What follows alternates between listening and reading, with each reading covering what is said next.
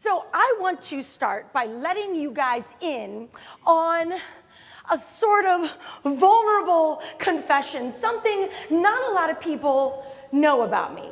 And it's this, that the very first time I signed up for improv classes at Second City in Chicago, I never even went. I paid the fee, the full fee, the non-refundable fee for the entire semester. By the way, I left my apartment in Lincoln Park. I walked all the way to the training facility in Old Town. I walked into the building, up the stairs, down the hall, proudly stood in front of the classroom door, and I never even went in. And I remember lying, literally lying, when people asked me if I was lost, if I needed help. Ma'am, are you in the wrong room? Can I direct you to where you need to go? And I was like, oh no, my bad, I'm wrong day, wrong hallway. I don't know what I said. I lied. I ran out of there so fast with my tail between my knees. I was so in my head. I kept thinking, I'm not good enough. I'm not smart enough. I'm not funny enough. All these kids are trying to get on SNL, and who am I to be here? And I was the very ancient 30 years old at the time. So the soundtrack in my head was, you're too old. It's too late. You're too old. It's too late. So I quit that day. I walked out of that improv training theater back to my apartment in Lincoln Park, and I regretted that decision for a really long time. Fear jumped into the driver's seat of my car and made some big decisions for me that day. Now, spoiler alert, this story has a happy ending. About a year later, I made a different decision. I re-signed up for those classes at Second City. I paid that non-refundable fee once again. I left my apartment in Lincoln Park, walked all the way to the training facility in Old Town. I walked back into that building, back up the stairs, back down the hallway, stood back in front of that classroom door. And this time, I opened the door.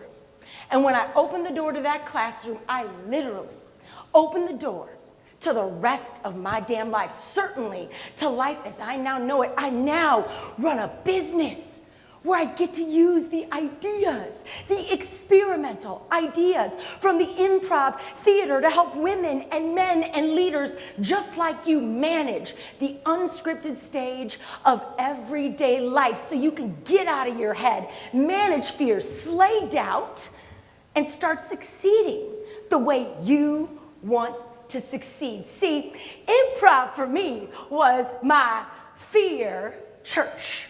And the big joke for me at Second City is that it was my fear yoga. It was really where I went to go get zen with my fear, because the more I did the scary thing on stage at Second City 5, 6, 7 nights a week, the more I started to get the guts and the courage to do the scary thing on the stage of my life, personally and professionally, 5, 6, 7 days a week. I started to get brave and bold and confident. And this confidence really allowed me to open some incredible doors. I do consider what I did in the improv theater and what we do as improvisers to be sort of like Tai Chi for your soul. And I do consider it to be Tai Chi for your personal development. I think it's so much more than something funny that happens on a stage. I think it's a lifestyle and a mindset that can really change your life. Now, I'm gonna pause here real quick, because I realize there's a good amount of you in this room who have no idea who these two people are up on the screen. So A, I feel like an ancient fossil up here. And B, you're gonna have to Google this up. This is a really popular 1980s movie called the, say it with me, Karate Kid. The old guy in the photo is Mr. Miyagi. Young guy with the headband is Daniel's son. See, I was the Daniel's son at Second City, soaking up all of the improv wisdom from every teacher I had in the improv theater. So it really, really is a set of principles and ideas that can make you more brave, more fearful, We'll talk about that. And it can really help you navigate life and business with more confidence. So let's get clear on what improv is. I think a lot of people assume improv theater is stand-up comedy. So stand-up comedy is very different than improv theater. So stand-up comedians are individual performers, and they're performing a memorized monologue of jokes and satire. What we do in the improv theater, a little different. It's a group of us, an ensemble is what we're called. We don't have a script. The dialogue, the plot, the storyline, the characters, everything is made up on the fly as we go, and we get our inspiration from you guys, the audience. Formal definition from the Holler Dictionary is this: two or more people collaborating in an environment of uncertainty with the common goal of creating a solution. That's improv. Is there anybody in this room doing that every single day? Raise your hands, right? If there's anybody who has small children or had small children, just getting them out of the house with like pants on and a t-shirt is an improv performance in some cases, right? You are an improviser. You are every day collaborating with people on your team, in your group of friends, your family, your spouse. You are moving through moments and environments of uncertainty every single day. You do not wake up with a script. You do not know what's going to happen today. Now, you may have some goals. Here's who I'd like to meet, and this may be what I'm going to do, and I might work out in the morning. You might do some things, but you have no idea what could happen today. You're moving through uncertainty, and every single day, you are trying to create solutions for yourself, for your spouse, significant other, within your family, with your kids, with your clients, with your boss. You, my friends, are improvisers. I'm going to help you wake up to some of the stuff you're already doing, and I'm going to help you think a little bit differently about some of those skills you have so that you can start connecting in even more powerful and profitable ways. In the improv theater, we loved fear experiments. I say we to be nice, but really I did. I was obsessed with them. It was how I got good at improv. And what the goal of any fear experiment is to make yourself uncomfortable on purpose so you can get more comfortable being uncomfortable. It was crazy, but this is what we did in improv. So training and what we did on stage is an improv, is a fear experiment in the improv theater, right? We use our training to succeed on stage, and then we do all kinds of wild stuff. Like we were in Chicago, right, in Old Town. So everything's really packed and busy and everybody's in a hurry. And we would do crazy things like be in a really crowded space and take a selfie of ourselves in front of a bunch of people just to watch people watch us because it's uncomfortable and weird. But the more we did that, the less we stopped caring about what other people thought about us. We would be in a really busy line at Starbucks with people crabby and in a hurry and they need caffeine. And we would say, yeah, hi, here's the coffee I need. You go through your order and you'd say, can I get that half off? Or can I get that for free? It was crazy, but we would do it anyway. Same thing at any fast food place in and around Second City. So these were our little micro fear experiments that we were doing outside of the classroom in addition to our improv training in the classroom. And it was making me really brave on stage as an improviser. So I got to thinking, okay, if this is making me brave on stage, am I running enough fear experiments in my personal and professional life? Or am I just simply hiding? Am I playing it safe? Am I just going through the motions? Am I getting uncomfortable enough? So I started running all kinds of fear experiments at work. I still do to this day. We're going to run a few here in this room. I'm going to share my 4 favorites with you today in just a few minutes. But I started doing things like making it a game to be the first to speak up on the conference call. Like I'm going to ask the first question to add value and stand out and contribute. I'm going to make it a game to be in the meeting and be the first to raise my hand and ask a question. I'm going to go up to my boss and I'm going to say, hey, yeah, I know we have a team meeting in 2 weeks. I want to lead it. I want to run the presentation, having no clue what I was really going to do, but putting myself into an uncomfortable situation, knowing I would figure it out. My favorite is at any networking event like so, or industry event or trade show that you guys are about to go to, I would go with a friend, the safety of a friend, and then I'd leave that friend on purpose, and it scared me to death, and the goal was to meet new people. on purpose, put myself into an uncomfortable situation so I could make new connections rather than sticking to the safety net of the human being I came with. So again, fear experiments really got me thinking about that business that I'm running as the CEO of who I am. Because let me tell you something, I don't care who you work for or what's on your business card, you are a CEO. You are the CEO of the business that you're running and wake up with every single day. So what are you doing to protect that incredible asset that you own? And are you getting uncomfortable enough? Or are you hiding? Are you playing it safe because you don't think that what you have is good enough? You're overthinking, you're self-sabotaging, you're making excuses, you're blaming other people. All of this is fear. The real challenge in today's society is simply getting the attention of the people that can buy from you, hire you, promote you, and or recommend you. And every day we are missing critical opportunities to connect in powerful and profitable ways because we lack the courage and the confidence to put ourselves out there every day. Fear is responsible for so many missed opportunities, and I am on a mission to use improv to stop that from happening. I do versions of this talk all over the United States, and I speak to people in all kinds of industries, men, women, creative entrepreneurs, young leaders, and the one question I am asked the most is this: Judy, now here's the deal.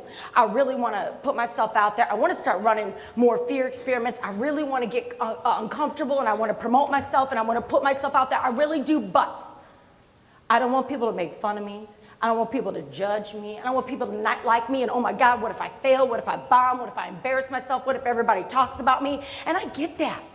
Those are all serious concerns, real fears. Yet my answers to that question is this. Number one, and I hate to break it to you, but people already don't like you. People are already judging you, and people are already making fun of you. Can I get an amen? So the question is, who are you living your life for? You or everybody else? That's number one. And number two, when did expressing joy and pride and confidence about what we do for a living, when did this become a bad thing? I think we need to start a movement.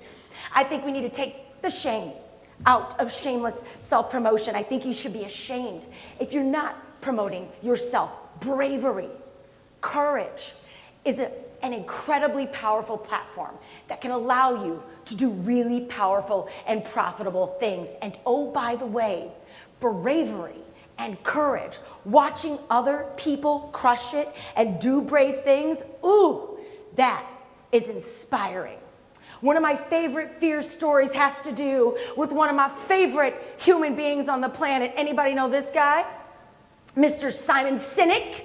He is hiding right now between two of his best-selling books. His first book was a book called Start With Why. His follow-up book to that was a book called Leaders Eat Last. He's now got a TED Talk that is beyond viral. He's a wildly sought-after and incredible keynote speaker, and his why is to inspire people to do more inspiring things. If you don't know Simon, you should definitely check him out. That said, I got the honor of watching him keynote a conference in Orlando in 2011. We were in Orlando. I was at a huge annual conference and trade show, about 4,000 attendees and delegates in the room, and he was our opening speaker, and I was so excited. I'm a big bookworm. I love to read. We'll talk about that momentarily as well. And he was on stage in this room, set theater style, for 4,000 people, larger than life on the stage with two huge jumbotrons on either side of him. And he is up there delivering an incredible keynote. And I remember hanging on to every word and barely being able to keep up with the notes I was taking from his talk. So there he is on stage delivering his talk. And then all of a sudden, something happens. About 15 minutes into that talk, 20 minutes, he just stops talking.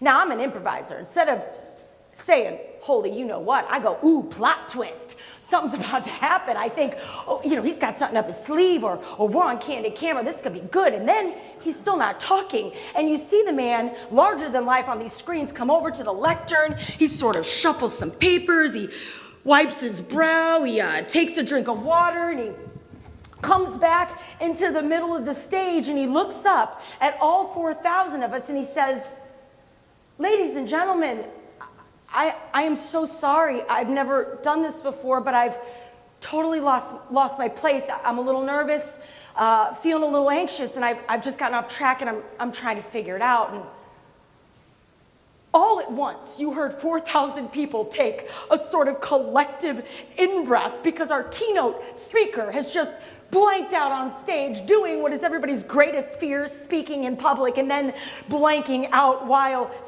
speaking in public. What was he gonna do? And then, in the same breath, he looks at all 4,000 of us and he says, however, it is in this moment, right here, right now, that I have never been more sure or reminded that I am alive. He goes, right now, my hands are shaking, my heart is racing, my blood is pumping, I am definitely sweating, but ladies and gentlemen, I am very much alive. One by one, all 4,000 of us stand to our feet and give this man a mid-keynote standing ovation to let him know we saw him, we heard him. We were so moved by his raw vulnerability. He gets back on track to, of course, crush his keynote and earned a much-deserved second standing ovation. But what Simon gave us that day was so much more than the work in his book, Start With Why. Simon showed us what it looked like to feel the fear and do it anyway. Simon showed us what it looked like to make fear your homeboy. Simon showed us what it looked like to love and trust yourself so much that no matter what happens, you will be okay. That sort of bravery is incredibly contagious. And he is living out his why, inspiring people to do inspiring things. The second I get nervous, I speak for a living, I get nervous every time. Good.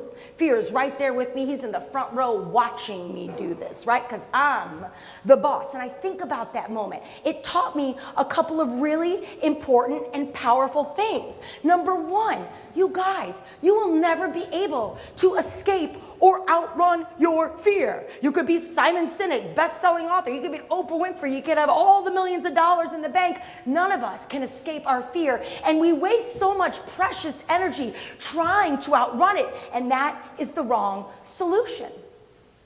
You will never be really fearless.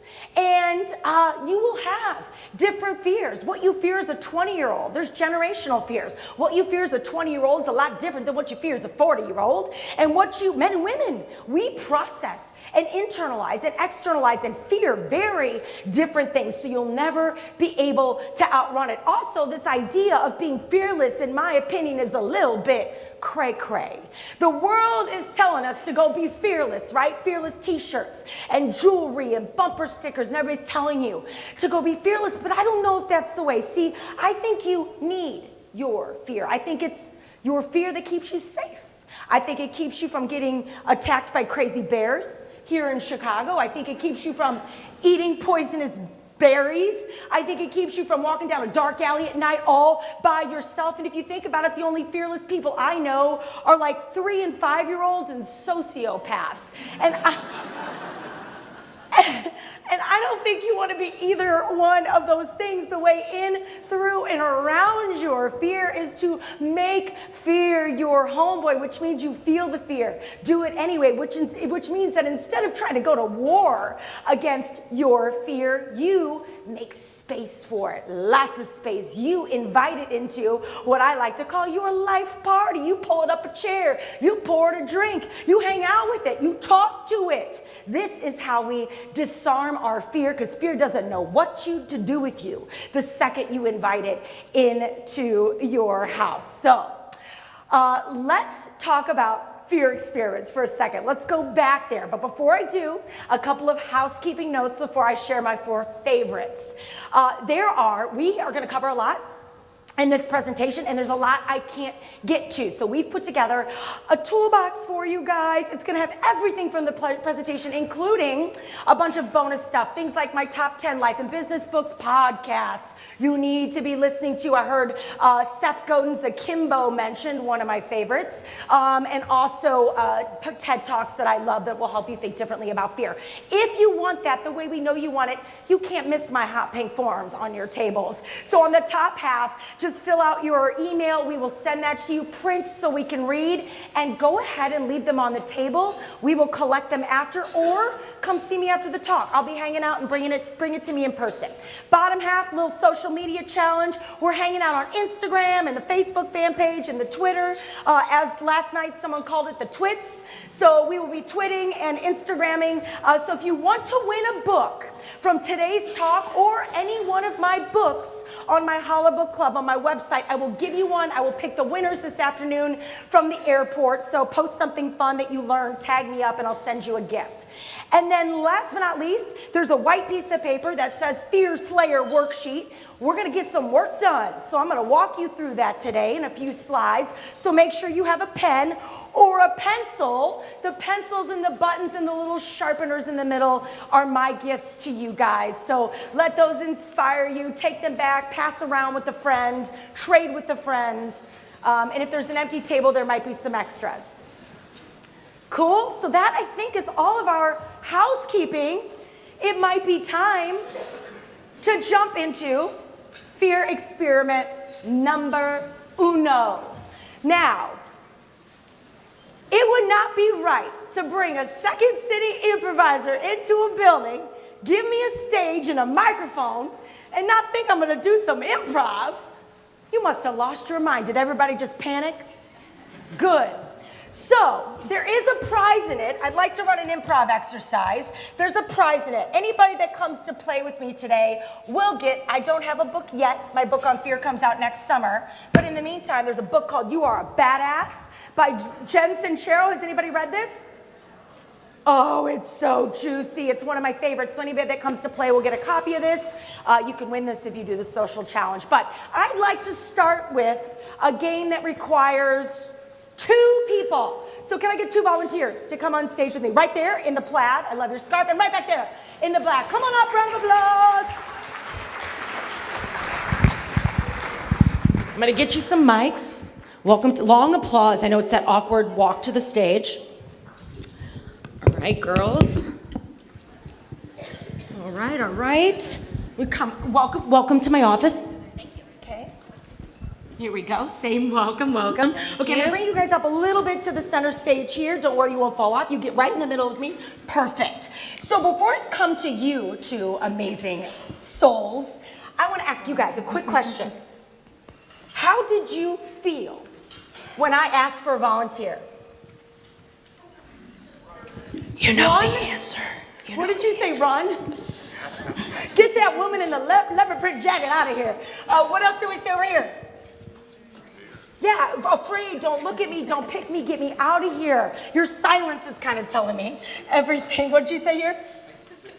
Get me out of here. Yes, it's very nerve-wracking. What made you 2 go first? Use your microphones.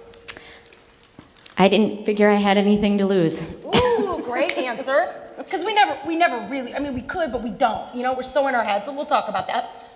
Well, I encourage my students to know that you can do things like this and you won't die. So I like to show them that you won't. Totally. Yeah. And yeah, we take ourselves to that place. If anybody follows me on Instagram stories, I have a very big fear of the dentist. And so I did a whole behind the scenes on how, I mean, you guys, it's almost ridiculous. People go through way worse, but my fear of the dentist is almost paralyzing, and I did not die. It all worked out. The cavity came out, and we're good. So we overthink, and you guys are gonna get the gift of playing an incredible improv game called One Word at a Time. But quickly, just introduce yourself, tell us who you are, where you live, what you do. My name is Beth Newell. I live in Boise, Idaho, and I am a store brand sales manager for Seneca Foods. Awesome.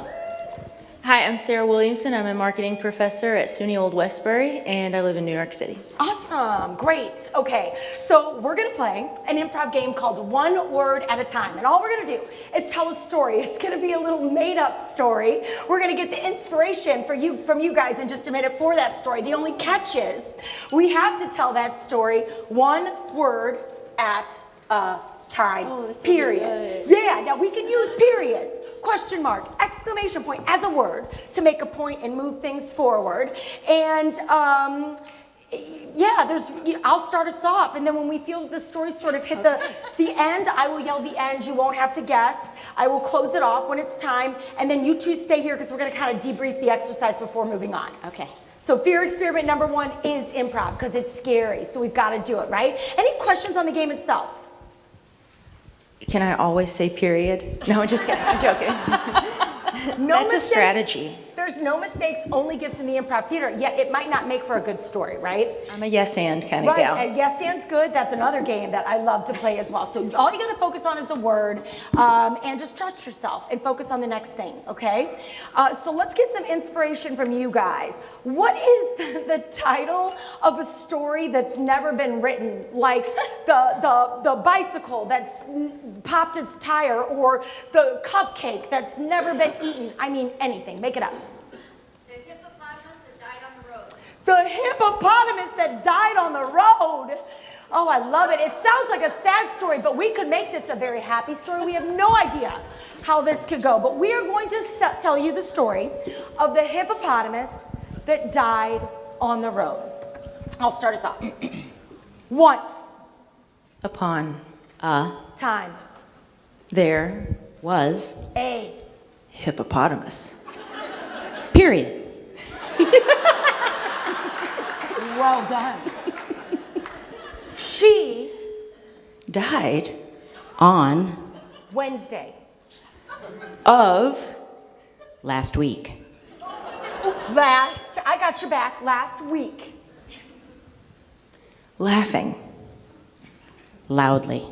And Didn't No that her life was pretty short. period. Period. Take us home. but She Didn't even realize that the great gods above were going crazy with excitement. exclamation. It was like a question / exclamation. Okay, they were going crazy with excitement, exclamation. because They Knew she was great. exclamation point. the end. MC, round of applause. Yes. Okay, stay here. It's great. I'll take your mics. Well, no, save them because I might ask you a question. Save it. That was awesome. That's not easy to do. Hey, you've got like 425 people in this room. Not easy to do. Tell me this. How did it feel having to think on your feet like that? Good. Tell me why. Well, Period. You guys are going to be improvising the rest of the week. It's going to be great. well, it was very, I felt like I had to be connected to you guys and I had to listen to what you were saying, and then you want to be creative. I don't want to be the boring part of the story. Yeah, and there's an energy up here too, because if we would have had this game going with there was a hippopotamus. I mean, you have to, and that helped, and you guys leaned into that, which was great, and it helps, we feed off each other. What about you?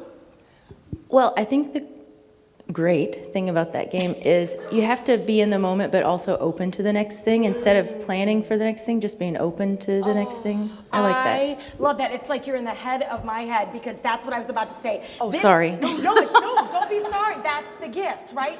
So improv, this game is designed to teach us to think on our feet, yeah, and it's fun and all of that. It's like a hot potato game, but most importantly, this game is to remind us that improv is it's not about having the best thing.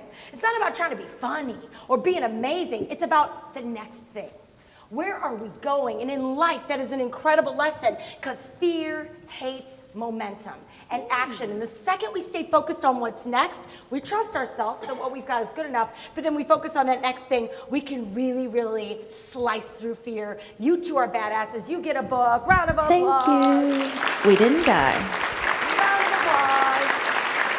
Thank you. And you guys can just set the microphones on that lectern on your way out. Yeah, that's not easy to do, to get up in front of a group of people and improvise. And it really is all about trusting yourself, staying in the moment, focusing on, don't worry about turning them off, because I'll use them, I might be using them again, you never know. So it's all about advancing the scene. And that leads me into fear experiment number 2. And I think you guys are going to love this idea, especially as you move into, most of you in this room are heading into a big trade show over at Rosemont. So let's talk about fear experiment number 2, which is getting rid of small talk in your life and start participating in more big talk, what I like to call big talk. I don't know about you. Is there anyone in this room who hates small talk as much as I do? Yes, it is so painful and dreadful, and we wonder why we're not getting noticed. We wonder why we're not connecting in powerful and profitable ways. We wonder why people don't remember our names. It's because we're sticking to the same social scripts we've always stuck to because we're afraid to try something new. I got so sick of small talk, and I thought, how can I play a game and run a fear experiment here and flip the script on the conversations I'm having in and outside of the industry, but specifically at work. So we wanted to run a little experiment to see what happened when we did flip those social scripts. You guys know as much as I do. Anytime you are at an event like today, like this week, this is typically how a conversation goes down. You sit down next to someone, you're like, hey, how are you? How's work? And what happens 99.99999% of the time is this: oh, I'm good. I am just crazy busy. Things are so crazy. I am crazy busy. I am just crazy. And I get it. You're crazy busy. A, tell me something I don't know. And B, if you are crazy busy, you are more crazy than busy. And that is a whole nother talk in itself. And I got sick of that conversation. I said, well, you know what? That's on me. Maybe I can own this and flip the script. So I want to introduce you to what I call conversation sparkers. And we ran a little experiment at a big trade show I guess not last year yet. It was in January of this year, where we took a little group of us and we decided to flip the script. And I had 4 of us. 2 people, we all had a stack of business cards, about 10 business cards. And we were going to go out into this big event for 2 hours, and we were going to have a group ask the instead of safe, boring questions we always ask, and then we were going to have a group of us ask the conversation sparkers, and we wanted to see what happened at the end of this 2-hour event. Did we level up? Did we stand out? Did we have more fun? Did we make powerful and profitable connections? So 2 hours is over, our phone alarms are going off, and we grab a glass of wine and we debrief. The 2 of us that asked the conversation sparkers, we literally came back. We only had about 10 cards. We came back with no business cards, and both of us had on-the-spot social connections, meaning we were jumping on LinkedIn going, no way, you worked there. I opened that hotel. You lived in Austin? That was my boss too. Your kids went to that school. It was so fun. We were on Facebook finding out who we had in common. It was just leveling up our conversations. To this day, that was in January, 2 of those people have since hired me to speak at their conferences, and I still am in communication with all of them. The 2 that asked the boring, normal, safe talk questions came back with most of their business cards. They were awesome human beings, so they gave out a couple cards because they're amazing, but they only gave out a couple cards, and not one of them connected from a social perspective, or even not that we're friending each other, but we're starting to get to know each other on a deeper level. So I thought leading into this show, and something you could do is Run a fear experiment. Pick one of these bad boys that I'm about to share with you and use it. See what happens and let me know, but I really think it's gonna help you connect in a really powerful way. So instead of asking, oh, I don't know, sorry about that, there we go. Instead of asking, how's work? We always ask how's work. And by the way, the second you ask me how work is, I'm gonna think I need to be at work. I'm gonna think, oh God, I shouldn't even be at this event. I gotta go. I am stressed out. I got 25 emails. Oh my God, somebody get me out of here, right? You're gonna instantly put someone in stress mode, or you're gonna find out that they're crazy busy. We loved this question. So, are you working on anything exciting lately? The science and the research is showing us that when we use words like exciting, we absolutely trigger dopamine in the other human being's brain, and you will watch their eyes light up. You will level up your conversations and learn about your clients and your customers and the people you want to get to know, what they really love, not what they're stressed out about. We loved this question. Instead of asking, how are you? Because you will get crazy busy, because we're all crazy busy. Why not ask, so what was the highlight of your day? Again, triggering similar dopamine to the word exciting, but again, a question we really loved. Instead of asking, so what do you do? We loved asking, so how did you get into the industry? This was when we were really busting out our phones, getting out LinkedIn, Facebooking, you know these people in common. This is when we really, really had some powerful social share connections, because most of us understand what we do in the industry that we work in, but we don't know how someone found their way here, and that is a powerful question to be asking. Instead of where are you from? We actually don't hate this question. I kind of like this question. I'm in the travel and meetings business, so I love finding out where people were from. And I think that's a really great question to ask, but we really loved this story. So, what's your story? A, you watch people absolutely freak out in front of your face. Because most people do not know how to answer this question, and homework assignment and bonus fear experiment for you. If I came up to you and asked you this question, could you answer me that in a cool, clear, concise way? What's your story? A powerful exercise to do for yourself and to know that will certainly help you stand out and connect. Instead of asking, been busy, guys, just don't do it because we're all busy. What about talking to people about their vacations? If you haven't noticed, people love talking about themselves and people love talking about their families. So this was a really good one. And then the same thing, so how's it going? You know, kind of weird and blanket and a little bit of a safe question. How about asking, so what are you up to this weekend, or what did you do over the weekend? How do you like to spend your holidays? That's one of my, I think I just asked Judy that question earlier today, because I love hearing what people do with their families. Again, it allows you to connect in a more powerful and profitable way, and you get people talking about themselves. So I challenge you to pick one of these. Run a little fear experiment at this trade show and see how it works for you. If you want to dig deeper, there's a book called Captivate by the amazing Vanessa Van Edwards. She really introduced me to this idea of big talk. We took her idea, edited it up a little bit, made it work for us. But boy, this book is spectacular. She's an introvert, and she calls herself a people scientist, and she studies people for a living. Her book is so juicy. She's got a great TED Talk, and she studies people for a living. So she has all kinds of ideas on the best place to work a room at a big networking event, the best place to sit at a board table, to get noticed. If you're trying to do certain things, studies and does tons of research on how to stand out. So I love her and her work and had to give her a big shout out. But the moral of the story is this: it is not my job to remember you. We meet so many people, and I know you meet so many people. It is your job to make sure that I do not have a chance to forget you. So how can you let that inspire you this week and throughout your career, certainly as you close out 2018? Are you hiding, or are you brave enough to level up those conversations you're having?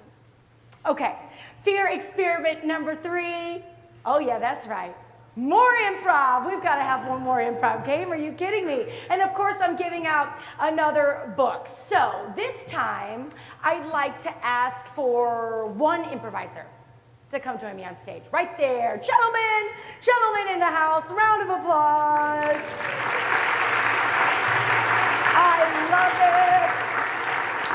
let me get you your mic. Welcome to my office. You too get a book, sir, because you too are a badass. All right, thank you. Okay, come up here into my office. Here, you know what? I'm going to put it over here so that it's closer to you for when you walk off the stage. So, what made you volunteer this time versus last time? Not as scary. Ooh, not as scary. I didn't look like I was going to bite. Also not the first person. And you didn't have to go first, right? It can feel scary. But again, courage is contagious, right? Bravery is contagious. So that probably helped you a little too. Did you guys feel any better the second time I asked for a volunteer? Or are we still freaking out a little bit? Ish, okay. So you're gonna get the gift of playing an awesome improv game with me. And here's what we do. First of all, introduce yourself, because I need to know where you work and what you do. Say your name and what you do. All right, so I'm Ernest Baskin. I'm a professor at St. Joseph's University in food marketing. The professor. I love it, I love it. Okay, so we work together at your university. I'm also a professor. All right. Okay? And we have an office in the same building, and we work together, okay? And we're just gonna have a conversation, an improvised conversation between two work colleagues. We're gonna get inspiration for that conversation in just a minute from our audience. The only catch is we have to have that conversation one sentence at a time. And each sentence has to start with the corresponding letter of the alphabet.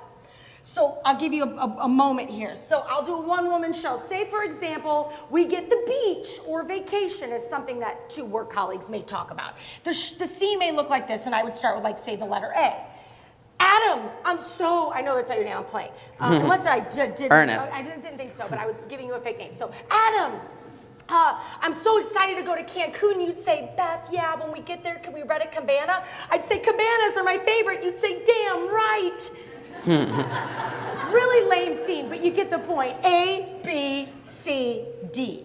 Okay, now here's the deal. When we get to letters like X, Y, and Z, it is gonna be crazy. We're gonna be making stuff up, and we're gonna just roll with it. No mistakes, only gifts in the improv theater. And number two, ladies and gentlemen, we both know the alphabet, but we will lose our place on the alphabet. It happens every time. So, your job, my friends, in and around our close space here, keep us on track. Let us know what letter we're on if we forget, but don't you be naughty. You better not tell me what to say. Let us think through what to say, but definitely keep us on track so we don't lose our place. Cool? Cool. Any questions on the game itself? I'm good. No mistakes, only gifts. I will start us off with the first sentence. We just need some inspiration. So can I get a suggestion of something that two work colleagues normally talk about besides other people? Because I get that all the time. What? They're kids. I got kids. I heard first one I heard. So we're gonna just talk about kids. All right. And if we don't have kids, we just act like we have kids. But that's just our inspiration. It doesn't mean anything. It's just inspiration. Fur babies are kids too. Except fur babies are kids. What's your fur baby's name? Loki. I have a Tito, so right there with you. And yes, I have an Austin vodka obsession. He is named after the Austin vodka. Tito Jameson Durkin. He is. What if I just got a slideshow out and I just said, segue to my dog? Okay, I'm sorry, Ernest. Okay, so we're just gonna have a random conversation about pets, you said, right? Okay. And I'll start us off. Plot twist, what's the first letter of your first name? K. Okay, so we're gonna start kind of mid-ish of the alphabet. So our first sentence will begin with K, we'll end with K. K? Okay. Awesome. Know what? I think I'm gonna get a puppy tomorrow. Likeable puppies are the best way to go. Man, they're just the best, especially when they're little and cuddly and you just wanna kiss them. Nope. I hate kissing them. Oh my God, I forgot that about you. You don't like the touch, You don't like the hugs and stuff. I know. Pets also are sometimes aggressive towards me. Quick, we could go online right now and sign you up for a pet love class. Really? What will I learn? Seriously, you'll learn everything, especially about how to love pets. The odds are high that I won't. Unbelievably proud you make me when you say this, and I've got to tell you, you're one of the most positive people in this office, and I thank you for that. Very good. Well, it's the truth. You're amazing. X. Have fun. You got it. Xeroxing pictures of pets will help me love them.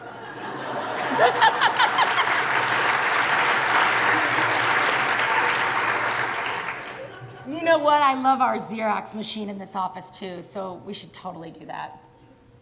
0 papers in the Xerox machine. All right, we're going to get paper, and we're going to start doing this right now because you are helping me with this. Baskets and baskets of paper we'll need. Come on, I swear, you always have the most creative solutions. Cats are part of those creative solutions. Did I mess up the alphabet or was it C? I think I did C. Come on. You always have the most creative solutions. You're D, I think. Damn it, you're so right.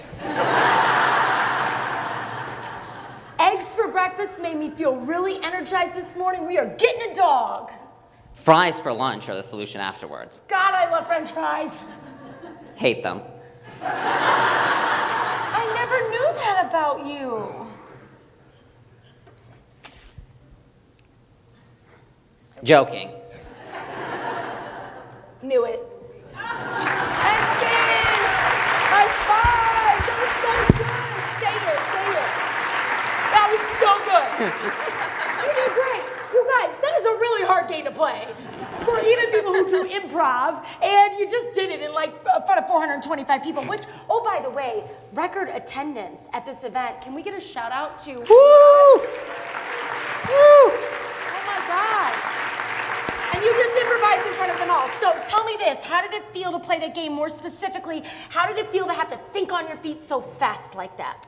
So it was really scary, because first I had to think of the letter, then I had to figure out a sentence that actually made sense in the storyline with that letter. Right. So we've got all of these things to think about, yet what made you, in my opinion, level up and succeed the way you did is it seemed to me that you trusted yourself up here. You knew the alphabet, but you also knew that if you messed up, It was fine. we had people that were gonna have our back, and that's what improv's all about. We have an ensemble, a crew, a clique, a tribe that always has our back, and I had your back up here. And the best part of improv theater and the big gift of this game is that there are no mistakes, only gifts up here. So when we do mess up or screw up the alphabet or say something really weird, you just got a massive round of applause on xylophone. I think that's what you said. Xerox.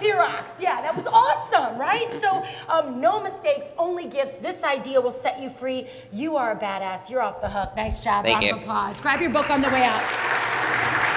Yeah. Hard to do, very, very hard to do. He slayed it. So when we think about no mistakes, only gifts, we self-doubt in most situations because we don't trust and love ourselves enough. So I want to introduce you to the final fear experiment, and probably one of the most important and one of my favorites is to start thinking about a fear-setting practice. And I want to run you through an exercise that I do multiple times a year, sometimes monthly, based on what I've got going on. Really, what I'm about to present to you is that Fear Slayer worksheet. So I want you to get that out. I want you to have a pencil or a pen, because I am going to ask you to put pen to paper here. Because fear does not like when we put what we want in motion. And what this is a recipe to help you avoid self-destruction. Or as Ice Cube would say, this is gonna help you check yourself before you wreck yourself, okay? Yes, I just quoted Ice Cube on stage, for those of you that do or do not know Ice Cube, but it really is, it's gonna help you avoid self-destruction. So here's how this is gonna go down.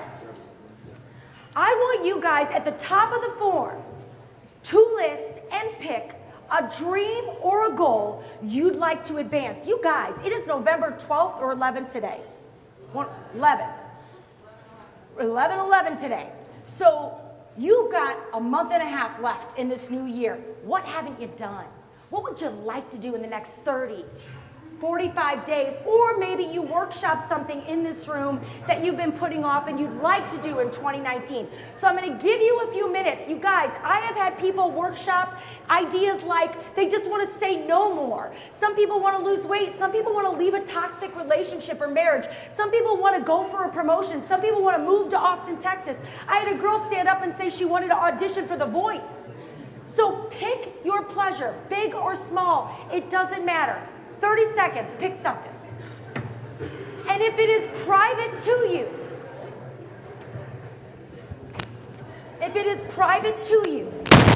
sorry about that. If it is private to you, flip over the top of the paper so that people can't see what you're workshopping. But pick something, 20 seconds on the clock.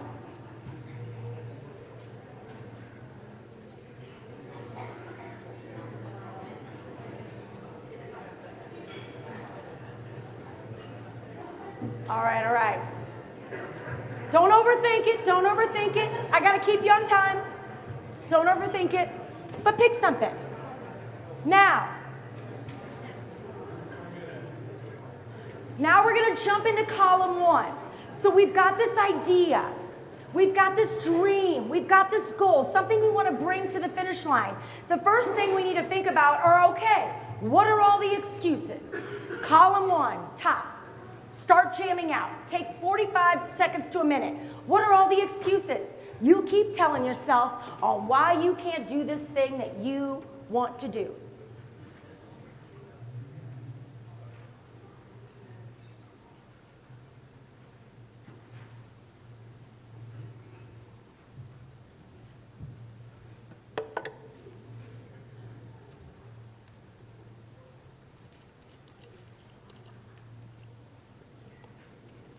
I should have brought some thinking music.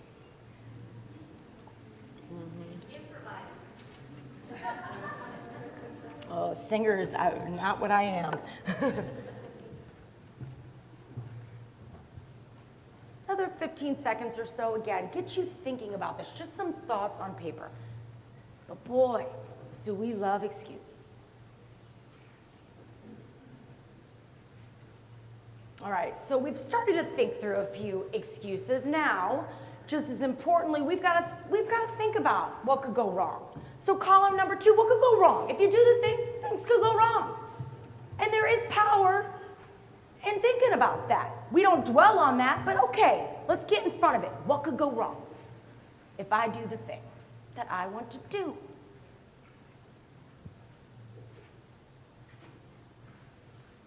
Again, a recipe. This is a recipe to help you avoid self-destruction. There is a method to this madness, I promise.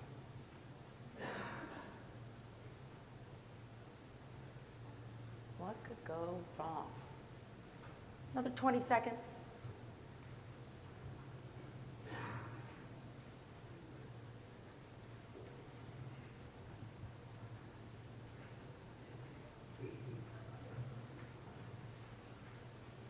All right, now we've got some ideas here. We've got some excuses. We're starting to think about the stuff that might not work. Okay, so if that stuff happens, how would you recover?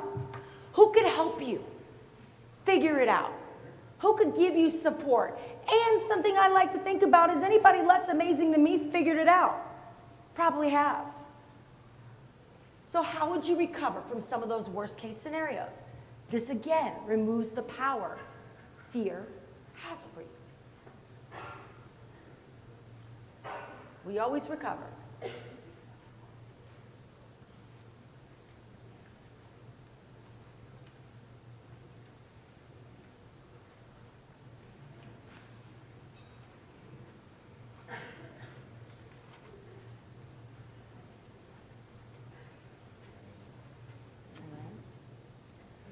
Another 15 seconds or so there.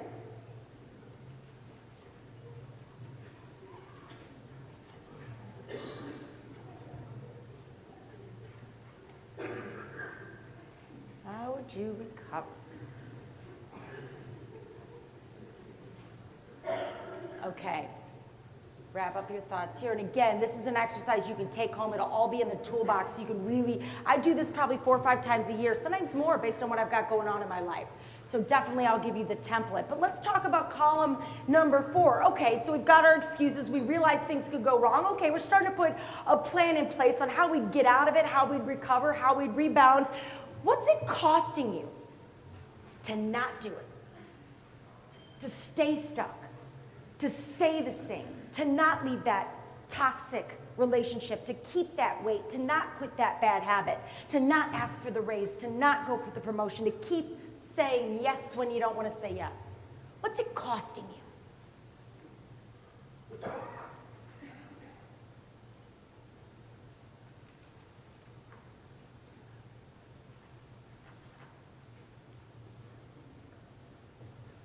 This is where we have a lot of whoa moments.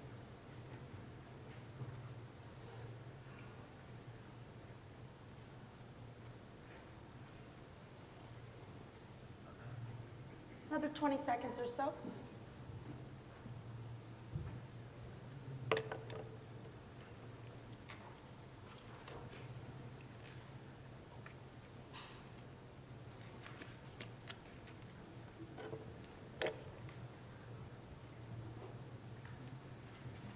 All right. Now, column number 5, and this is where the magic happens. This is where we want to live. This is where the ladies in the room become unicorns and the men in the room become Superman. I don't know, I couldn't call it. Maybe you want to be a unicorn, whatever, pick your pleasure. But this is where we come alive in column number 5, and this is where we want to spend our time. But oh, what could go right? What could go right? How could you change your life, someone else's life, the world, your health? This is where you should be coming alive, and this is where we become who we are. So what could go right?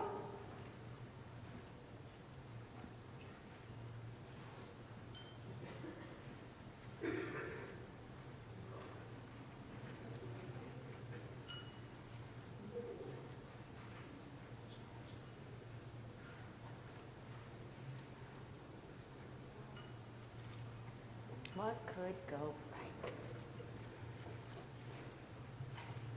I love it. I love seeing all the hustle. I can see the front tables here. Love it, love it, love it. Fear hates when we take action and do stuff like this, so well done. Good students. So wrap up your thoughts, another 5 seconds or so here, and we'll land this plane.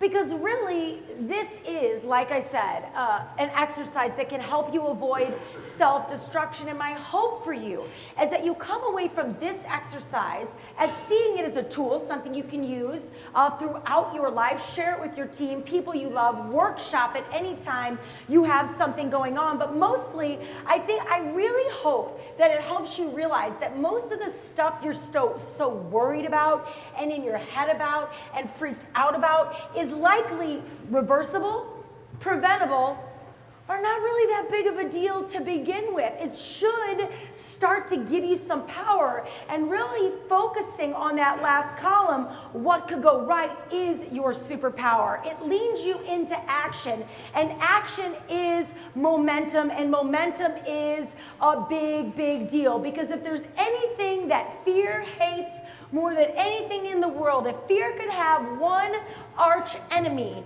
it is action. It is momentum. The second you decide to change your life for the better, fear panics.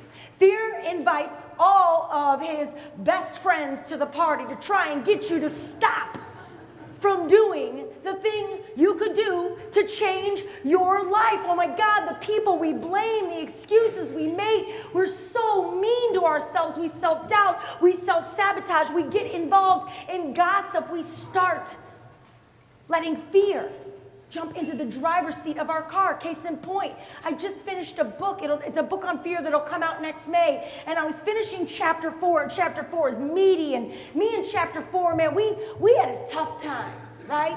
And fear loved to show up in my office when I was working on that chapter, because fear knew the second I got done with 4, ooh, things were going to get good. I could potentially change my life, I could level up the book, and I'd be done and moving forward, picking up momentum. And I'm finishing chapter 4, and all of a sudden something happens.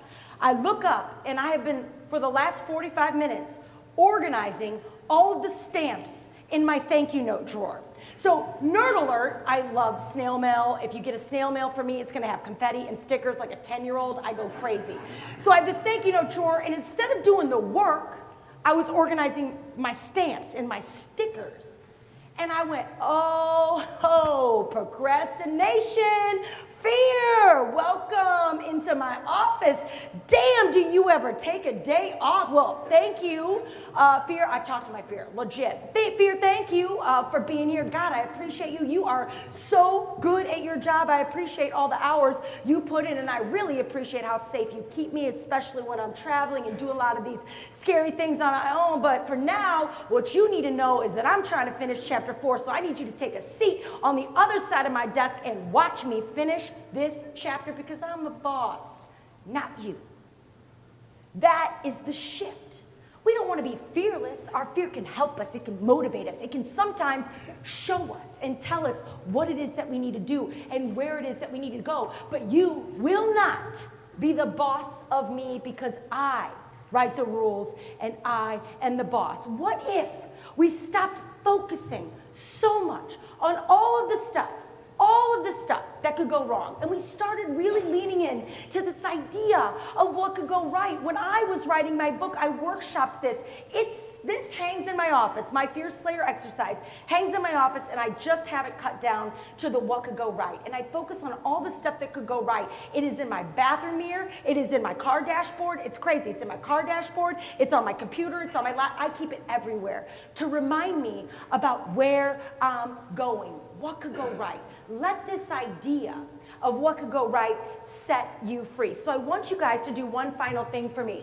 There are hot pink, because fear's my homeboy, I will cards on everybody's table. I want you to right now pick something, put it down, write it, declare it to yourself, declare it to your friends and your family, post it in your office. But because you have now a different perspective on fear, what will you do?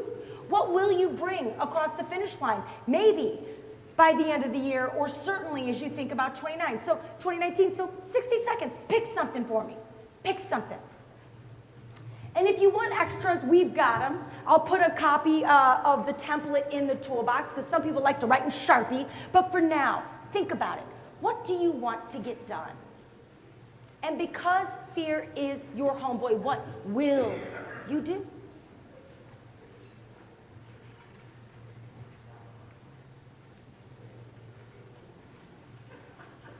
And I'd love, you don't have to feel obligated, but one of the things I love to do is I love to ask if there's anybody that'd like to share. You could just shout it out from your table. Is there anybody that's got something, they're like, I am gonna do this because fear is my homeboy? Anybody have something? I know this group is not shy. You don't have to stand up. Anybody have anything? Oh, come on, now we're shy. One brave soldier. See, we are afraid to even say what it is that we want. The second you put it out into the universe, you start it. Go, say it. You'll become more outgoing, and he just asked the first question. You just did it. You just did it. That is awesome, and that was one of my fear experiments for many years. Woo, I love that. Anybody else got one? Yes? You'll ask more. Ask for what you want. Ooh, what a powerful thing to know at a young age. God, I wish I did that when I was younger. Round of applause. She's going to ask more. One more. Anybody else got one? I love it. Anybody? Yes, right here. She's going to take a risk. Yeah, it's so easy to stay safe and nice and cozy. I'll share mine with you. One of my big ones right now is I am going to speak up more. I hate confrontation. Hate it, loathe it. So that's my big fear's my homeboy mantra leading into 2019. I'm going to speak up more, right? I'm going to say how I feel. So thank you for playing along. The moral of the story is this, you guys. If I wouldn't have walked back into that Second City classroom the second time, I might not have started my business. I probably wouldn't be standing here on stage with you guys right now talking about fear, and I certainly wouldn't have had that full circle moment when I got to share the stage with Simon Sinek doing the exact work that has become my why. Thank you so much for the gift of your time.